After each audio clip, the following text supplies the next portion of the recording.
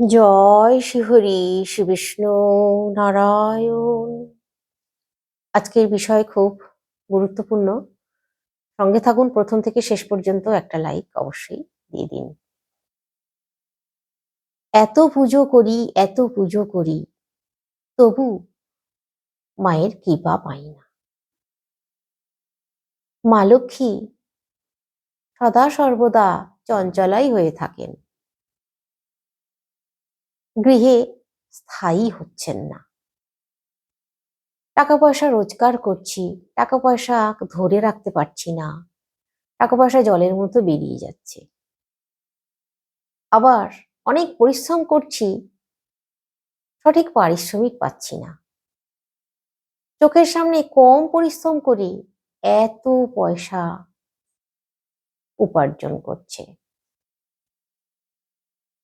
দেখুন, ভাগ্যেরও তো কিছু একটা ব্যাপার আছেই, তবে কিছু জিনিস আছে, শাস্ত্রে বিধান দেওয়া আছে,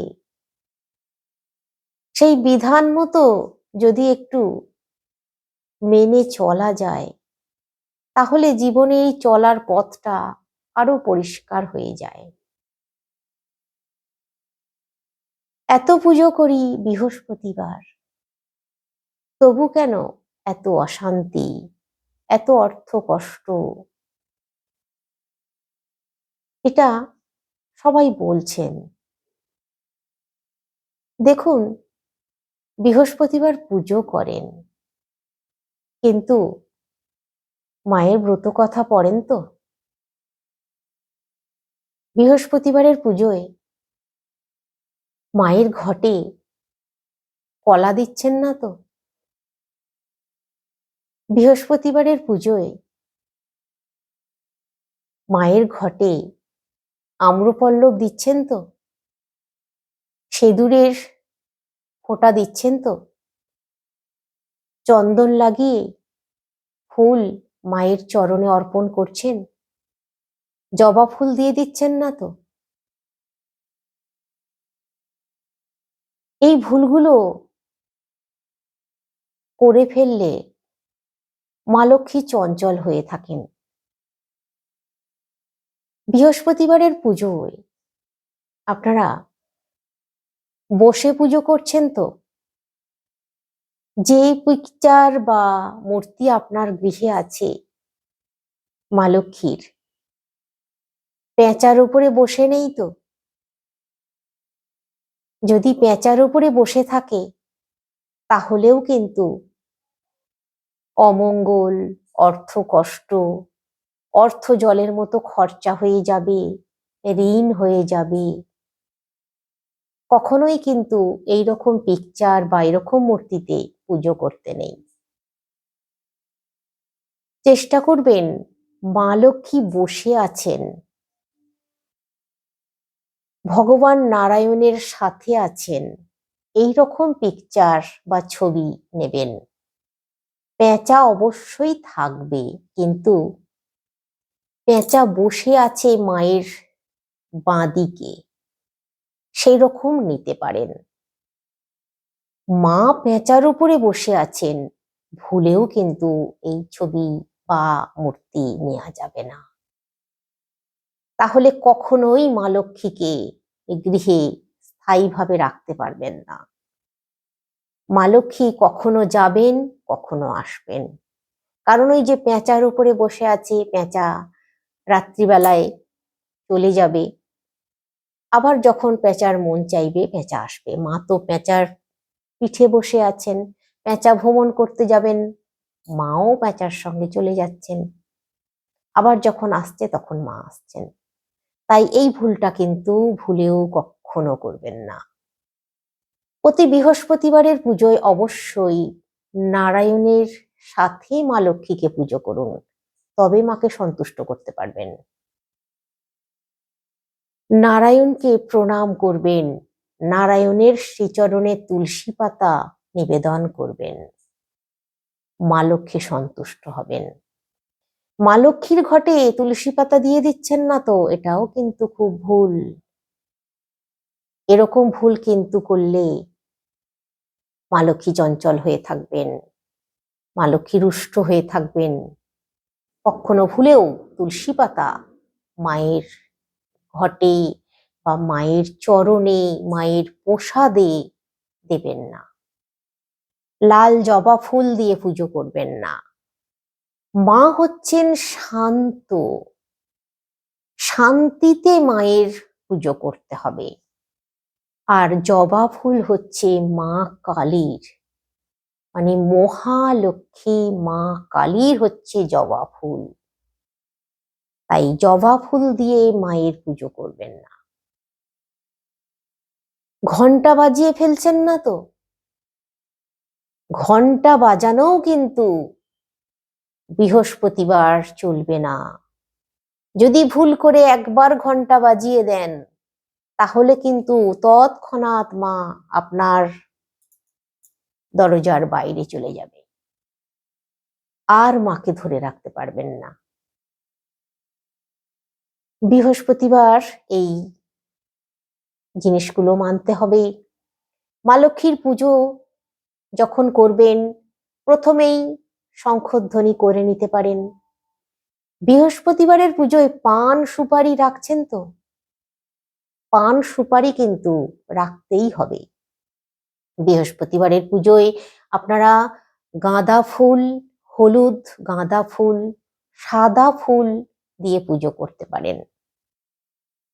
তবে আপনারা এই বৃহস্পতিবার যখন পুজো করবেন, তখন প্রতি বৃহস্পতিবার যে ঘট স্থাপন করেন, ওই ঘট মাজেন না ওই সিঁদুর লাগানো আছে তার ওপরে ওপরে দিয়ে যাচ্ছেন, এটাও কিন্তু করলে চলবে না। প্রতি বৃহস্পতিবার ঘট ভালো করে ধোয়া মাজা করে নতুন করে স্বস্তিক এঁকে দেবেন ঘটের গায়ে, যেটাকে পুতুল এঁকে দেওয়া বলে বা স্বস্তিক এঁকে দেওয়া বলে, গণেশ এঁকে দেওয়া বলে। এঁকে দেবেন তেল সিঁদুর দিয়ে। ঘটে জল দেবেন, গঙ্গা জল দিলে ভালো হয়, না হলে আপনার বাড়ির পরিশুদ্ধ জল, যেই জল আপনারা খান সেই জল আপনারা ঘটের মধ্যে দেবেন। ঘটে একটা আম্রপল্লব অবশ্যই দেবেন। আম্রপল্লবে সিঁদুরের ফোঁটা দিতে হবে। ঘটের গায়ে যদি স্বস্তিক না আঁকেন, 5টা সিঁদুরের ফোঁটা দিয়ে দেবেন শুধু, তাহলেও চলবে। অবশ্যই তারপর পান সুপারি দূর্বা দিয়ে মাকে আহ্বান করবেন। মাকে আহ্বান কিভাবে করেন আপনারা জানি না আমি, তবে আমি আপনাদেরকে বলে দিই। আপনারা যারা জানেন তা ভালো, কিন্তু যারা জানেন না তারা জেনে নিন। এইভাবে যদি মাকে আহ্বান করতে পারেন, মায়ের কৃপা লাভ করা যায়, অনেক মনে শান্তি পাওয়া যায়, মনের মধ্যে একটা আধ্যাত্মিক ভাব তৈরি হয়, যেই ভাব দিয়ে আপনারা দেখবেন শয়নে স্বপনে সদা সর্বদা আপনার নয়নে মা ভাসছেন। কতটা শান্তি বলুন! মায়ের কৃপা লাভ করতে পারবেন। দেখুন, অগাধ টাকা পয়সা টাকার বালিশে ঘুমাচ্ছে, টাকার গদিতে ঘুমাচ্ছে, তারাও কিন্তু সুখে নেই। অল্পতে সন্তুষ্ট থাকুন, আমার দিন কাটলেই হচ্ছে, দেখবেন অনেক শান্তি অনুভব করবেন, আর অর্থের যোগান ঠিক চলে আসবে। আপনাকে কারোর কাছে হাত পাততে হবে না। আপনার আশা পূরণ করে দেবেন মা। মাকে ডাকুন এইভাবে, আহ্বান করুন এইভাবে, কোথায় আছো গো মাতা লক্ষ্মী দয়াবতী, কাতরে তোমারও পায় করি গো মিনতি। একে তো অবলা মোরা, তাতে ভক্তিহীন, বিদ্যা বুদ্ধি অতি ক্ষীণ, সদা অতি দিন। না জানি করিতে স্তুতি, না জানি পূজন, কেমনে তোমারে মোরা করি আবাহন। মায়ের কাছে এই বলে মাকে আহ্বান করুন, মায়ের স্তব করুন, স্তুতি করুন। দেখবেন জীবনে আনন্দ পাবেন। পুজো শেষে অবশ্যই ব্রত কথা পাঠ করবেন। আর অবশ্যই সাদা সন্দেশ অথবা সাদা বাতাসা এই দিন প্রসাদের জন্য রাখবেন। সকাল সকাল পুজো করে নেবেন, হয় সকাল 8টার মধ্যে পুজো করবেন, না হলে আপনারা বিকেলে পুজো করবেন। এই দুটোর যে কোনো একটা সময় আপনাদেরকে বৃহস্পতিবার বেছে নিতে হবে। মা লক্ষ্মীর পুজো বৃহস্পতিবার সন্ধ্যার সময় যদি পুজো করতে পারেন ভালো, আর যদি পুজো করতে না পারেন অন্তত ব্রত কথা অবশ্যই পাঠ করবেন গলে বস্ত্র দিয়ে। এবার আপনাদেরকে বলি, যখন যে মাস পড়ে সেই মাসে যদি 30-এ শেষ হয়, মানে সেই মাসটা 30 দিন, 30 দিনের শেষ হচ্ছে, আর সেই দিনটা যদি বৃহস্পতিবার পড়ে সেই দিনটাকে লক্ষ্মী সংক্রান্তি বলা হয়। এই লক্ষ্মী সংক্রান্তির দিন যে রমণী উপবাস করেন, লক্ষ্মীর দানা গ্রহণ করেন না, তার সংসারে কোনোদিনও অশান্তি আসে না। তার সংসারে সদা সর্বদা মা লক্ষ্মী নারায়ণ বিরাজ করেন। তার গৃহের কোনায় কোনায় ভগবানকে উপলব্ধি করতে পারেন। তাই এই লক্ষ্মী সংক্রান্তি আপনাদেরকে বলে দিলাম, বুঝিয়ে দিলাম। এই লক্ষ্মী সংক্রান্তির দিন মহিলারা বিশেষ করে আটা ময়দা খাবেন, কিন্তু ভাত, মুড়ি, চিঁড়ে, মুরগি এরকম জিনিস খাবেন না। যদি সম্ভব হয় নির্জলা থাকতে পারেন, ফল আহার করে থাকতে পারেন, আরো ভালো। যদি সম্ভব না হয়, আজকাল সত্যি ওষুধ চলে প্রত্যেক মানুষের, অসুস্থ থাকতেই থাকে, প্রায় সময় ওষুধ তো খেতেই হয়। আবার বেশিক্ষণ খালি পেটে থাকলে শরীর খারাপ করবে, আর শরীর খারাপ হলে মেজাজ খারাপ হবে, ভগবানকে সুস্থভাবে ডাকতেও পারবেন না। তাই আপনাদেরকে আমি বলি, এটা আমার সম্পূর্ণ ব্যক্তিগত মতামত, যে একেবারে খালি পেটে থাকতে হবে এমন কথা কিন্তু শাস্ত্রে লেখা নেই। এই যে জিনিসগুলোর কথা বললাম, এই দিন, এই তিথি, এগুলো তো একটা তিথি, একটা যোগ। এই সময়ে এই ভারী খাবার, মানে এই ভাত, মুড়ি, এগুলো ভারী খাবার। এই খাবারগুলো খেলে মহিলাদের বিশেষ করে, বিজ্ঞানও কিন্তু বলছে, শুধু শাস্ত্র নয়, এই যোগ বা এই তিথিতে এই খাবারগুলো শারীরিক ক্ষতি করে খুব। বিশেষ করে মহিলাদের যে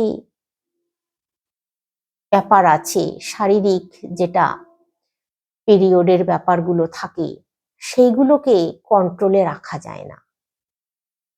দেখবেন আপনারা আমার কথা মিলিয়ে নেবেন, কিন্তু যদি এই তিথিগুলো, এই যোগগুলো মেনে চলা যায়, এই জিনিসগুলো, এই খাবারগুলো এই বাদ দিয়ে থাকা যায়, তাহলে অনেক বেশি সুস্থ থাকা যায়। শরীর মন সবসময় নিজের আয়ত্তে থাকে। আর একটু হালকা খাবার গ্রহণ করতে হয়, তাহলে নিরোগ শরীরে থাকা যায়। দেখবেন আমার কথা মিলিয়ে নেবেন আপনারা। তো আপনাদেরকে আর একটা কথা বলে দিই, এই বৃহস্পতিবার দিন একটা কাজ করুন। প্রতি বৃহস্পতিবার আপনাদের গৃহে যদি জলসংখ্য থাকে তাহলে জলসংখ্যের মধ্যে জল দেবেন, গঙ্গা জল। যদি জোয়ারের গঙ্গা জল জোগাড় করে রাখতে পারেন খুব ভালো হয়। এই কাজটা করার কথা বলছি, এটা আর্থিক উন্নতি নিয়ে আসে, খুব সৌভাগ্য নিয়ে আসে। জলসংখ্যের মধ্যে গঙ্গা জল দিয়ে দেবেন। গঙ্গা জল দিয়ে শুধু একটা ফুল চন্দন লাগিয়ে ওই জলসংখ্যের ওপরে দেবেন, প্রণাম করবেন। প্রতি বৃহস্পতিবার জলটা পাল্টে দেবেন আর চন্দন লাগিয়ে ফুল দিয়ে প্রণাম করবেন। শুধু শুধু এইটুকু করবেন, আর কিছু করার দরকার নেই। এটা প্রতি বৃহস্পতিবার করবেন, দেখবেন আমার কথা মেলাবেন, উপকার পাবেন। আপনাদেরকে আর একটা জিনিসের কথা বলে দিই, এটা হচ্ছে একটা তামার ঘট ছোট নিয়ে নেবেন, আর তামার ওই ঘটের মধ্যে আপনারা একটা কড়ি, লক্ষ্মী কড়ি, সাদা অথবা হলুদ রঙের কড়ি, আর একটা ছোট হলুদের গাঁট, এলাচ, দারচিনি, সেই বড় যে দারচিনি গুলো পাওয়া যায়, ওই লম্বা বড় দারচিনি একটা, লম্বা মানে এরকম আপনার ঘটে যতটা যেরকম ধরবে একটা, আর এলাচও একটা, বড় এলাচ নিতে হবে, ছোট না, বড় এলাচ। একটা বড় এলাচ, একটা দারচিনি, একটা কড়ি, 1 টাকার একটা কয়েন আপনারা নিতে পারেন। আর আপনাদের ঘরে যদি রূপোর কোনো কয়েন থাকে বা রূপোর কোনো ছোট পাত, ছোট কিছু থাকে, একটা নিতে পারেন কয়েনের পরিবর্তে। আর যদি রূপোর কিছু না থাকে তাহলে 1 টাকার চালু যে কয়েন নেবেন, নিয়ে ওই ঘটের মধ্যে রাখুন। আর ওই ঘটের মধ্যেই একটু আতপ চাল দিয়ে দিন, দিয়ে ঘটের মুখটা লাল শালু কাপড় দিয়ে বেঁধে দেবেন, সুতো দিয়ে। সুতো দিয়ে যখন, লাল সুতো দিয়ে যখন বাঁধবেন, তখন 5টা দূর্বা ওই লাল সুতোয় বেঁধে দেবেন ওই ঘটের মুখে। এইটা করে আপনাদের গৃহে, যে বৃহস্পতিবার দিনই কিন্তু করবেন, আর এটা যদি শুক্লপক্ষের বৃহস্পতিবার দিন করতে পারেন সব থেকে ভালো হয়, পূর্ণিমার দিন করতে পারেন সব থেকে ভালো হয়। এই জিনিসটা করে আপনারা আপনাদের গৃহে যেখানে মা লক্ষ্মীর স্থান আছে, ঠিক মা লক্ষ্মীর ডান দিকে বসিয়ে রাখবেন, ডান দিকে বসিয়ে রাখুন। আমি বলছি, মা লক্ষ্মীর সামনে যদি জায়গা না থাকে, মা লক্ষ্মীকে আপনারা যেভাবে রেখেছেন তার ডান দিক যেটা হচ্ছে সেই দিকে ওই ঘটিটা বা ঘটটা বসিয়ে রাখুন। প্রতি পূর্ণিমায় আপনারা ওই যে দূর্বা বেঁধেছেন, ঘটের মুখে সুতো বেঁধেছেন, শুধু ওই দূর্বা আর ওই সুতোটা খুলে নেবেন, পাল্টে দেবেন, আবার বেঁধে দেবেন। আর দেখবেন যদি চাল একটু নষ্ট হয়ে যায় বা হলুদ নষ্ট হয়ে যায়, খুলে দেখবেন, ওই জিনিসগুলোকে পাল্টে দেবেন। বাকি টাকা কড়ি এগুলো পাল্টানোর দরকার নেই। হলুদটা যদি খারাপ হয়ে যায়, চালটা যদি খারাপ হয়ে যায়, এলাচ দারচিনি এগুলো যদি নষ্ট হয়ে যায়, তাহলে পাল্টে দেবেন। বাকি যখন পাল্টাবেন তখন ওই কড়ি, ওই টাকা গঙ্গা জলে একটু ধুয়ে নেবেন, ধুয়ে মুছে তারপর আবার ওই ঘটের মধ্যে ভালো করে আবার নতুন কিনে নিয়ে আসুন। এলাচ, দারচিনি, আতপ চাল কিনে নিয়ে এসে ঘটের মধ্যে রেখে দিন। প্রতি পূর্ণিমায় পাল্টে দিতে পারেন এই জিনিসগুলো। আর ওই সুতোটাও পাল্টে দেবেন, দূর্বা নতুন করে নেবেন। প্রতিদিন করতে হবে না, শুধুমাত্র আমি বলছি পূর্ণিমার দিনে 5টা দূর্বা নেবেন, নতুন লাল সুতো নেবেন, দিয়ে মুখটা বেঁধে দিন। আর ওই শালু কাপড়টা যদি খারাপ হয়ে যায়, শালু কাপড়টা পাল্টে দিন। মাসে একবার পূর্ণিমার দিনেই শুধু করুন। এই কাজটা করে রাখুন, দেখবেন অর্থে মানে গৃহে অর্থের যোগান আসবে, কোনো না কোনো দিক থেকে ঠিক অর্থ প্রাপ্তি হবে। তো আজকে রাখছি। আজকে কমেন্টে একবার হলেও লিখুন, জয় মা লক্ষ্মী মায়ের জয়, জয় মা লক্ষ্মী মায়ের জয়। দেখবেন আপনারা সমৃদ্ধ হবেন।